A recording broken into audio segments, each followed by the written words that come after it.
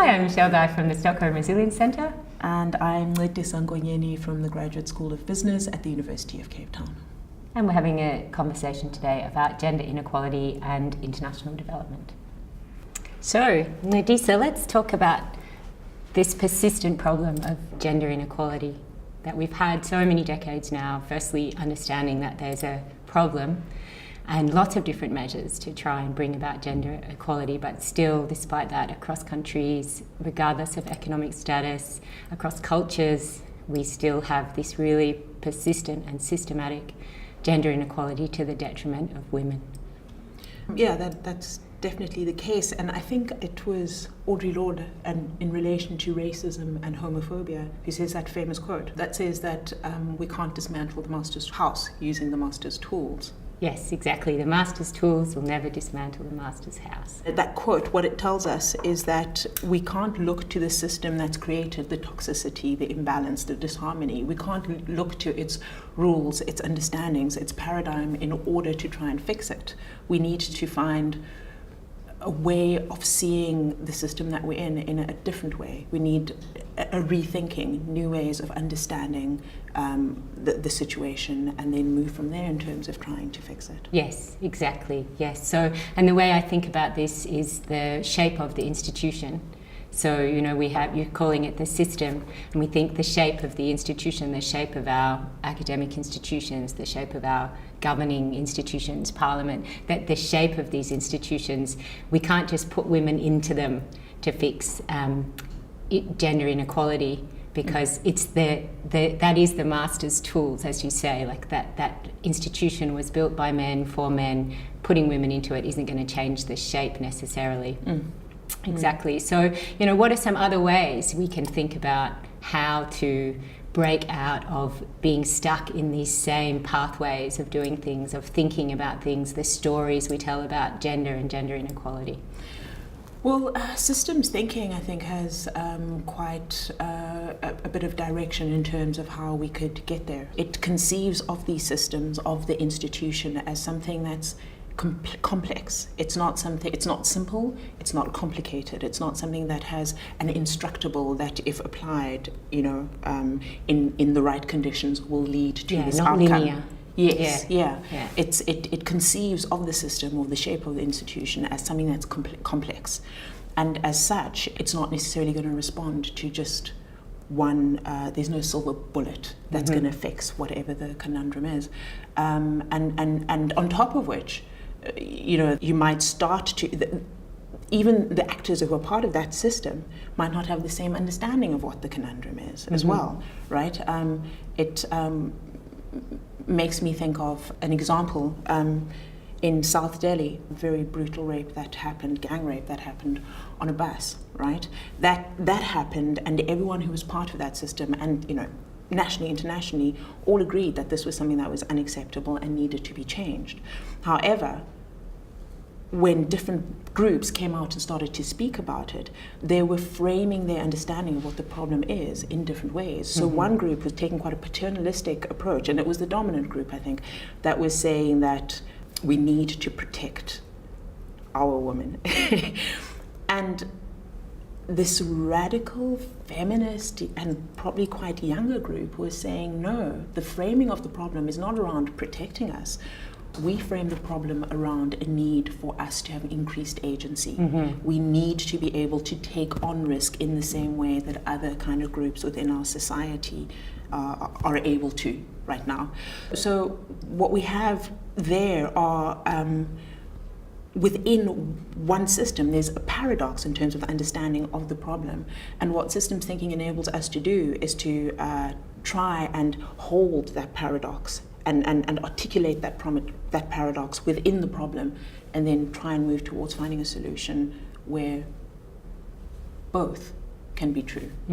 Yeah, I think the appealing thing too about systems thinking is that it allows you to look between and across scales, from the small scale, everyday, interpersonal relations, through which our gender categories are reinforced, recreated, very dynamic, all the way up to what are the institutions, formal and informal, that govern the large patterns of movement in our lives, what we get access to, what we're able to, what opportunities we're able to take up. You know, that systems thinking allows you to go both up and down these scales and also across and between them. And I guess what we really want to do is come up with some kind of movement that is going to change the system so that deficit isn't there, I guess. We'll never necessarily get to that point, but if we're trying to come up with an intervention that's working across these scales, so not just looking at legislature, but maybe looking at legislature at the same time looking at deeply held cultural beliefs and values that are behind and holding up legislature. So if we're working at both of those at the same time, or in close sequence with each other, in conversation with each other, then we're in a better position to actually perhaps move ourselves towards transforming the system as we ourselves are transformed within the system as well. Yeah, definitely. Thinking about transformation and what you're saying there about this movement through scales, I think the hashtag #MeToo movement is a really good example of how the system, we're actually transform, that there's something transformational about that movement, the inertia that was present in this persistent sexual harassment towards women, and then how that became, you know, there have been for many years women standing up and speaking out about their experience, but there was just so much inertia, you know, that it would be harmful for your job prospects, for example, if you made a sexual harassment claim at work, or that it was just a normal part of your life as a woman to expect to be catcalled on the street. That was normal. And then the Me Too movement really bringing this momentum, this to the whole understanding and creating really a language and a space in which this could be spoken about on a very wide spectrum across cultures, across the world, you know, and social media, of course, being a real enabler in bringing this conversation to this stage. I think with what contributed to that groundswell being created with the Me Too movement as well is that it was people occupying different strata of society as well, all saying the same thing. And I think social media enabled, you know, them to all speak under one hashtag, or us to speak all under one hashtag.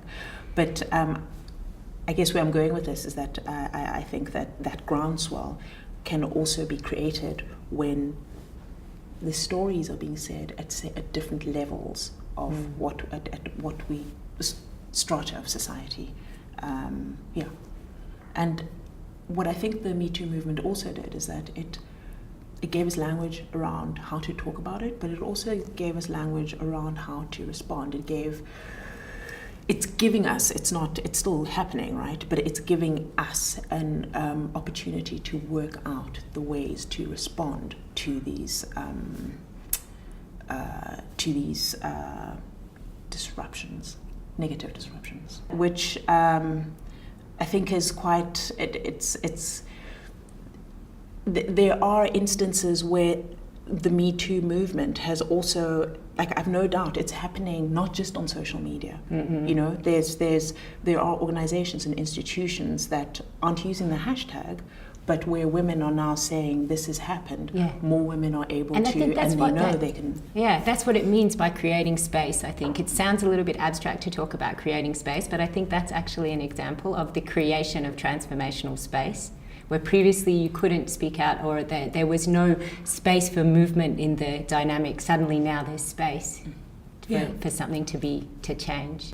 One of the things that I think just brings in so much possibility in terms of thinking on a systems level is that it allows for increased agency. Once you're able to acknowledge that the system that we're in it's tricky, it's elusive, it's not something that can just be, controlled in one specific way. Once you come to appreciate that, and once you come to appreciate that, oh right, the futility that I've felt as I've hit my head against this wall over and over again is totally understandable. And once you also come to appreciate that there are other ways of actually kind of looking at that same system, almost rising above it, not rising above it, but almost moving from a place of I'm in a system and it is oppressing me, it's excluding me, it's to a place of okay, this is where there's some possibility. There's some possibility, a space to move into that could move towards transforming it as well. So I think agency is created as well, which is really key and important. Exactly, that's part of the transformation, I think, and the transformational space. It's part of this, the new narrative, the new discourse, the possibility for action. So much more to talk about, obviously, and encouraging signs that we can move this conversation forward. And thank you so much for joining us, Nadisa. Thank you.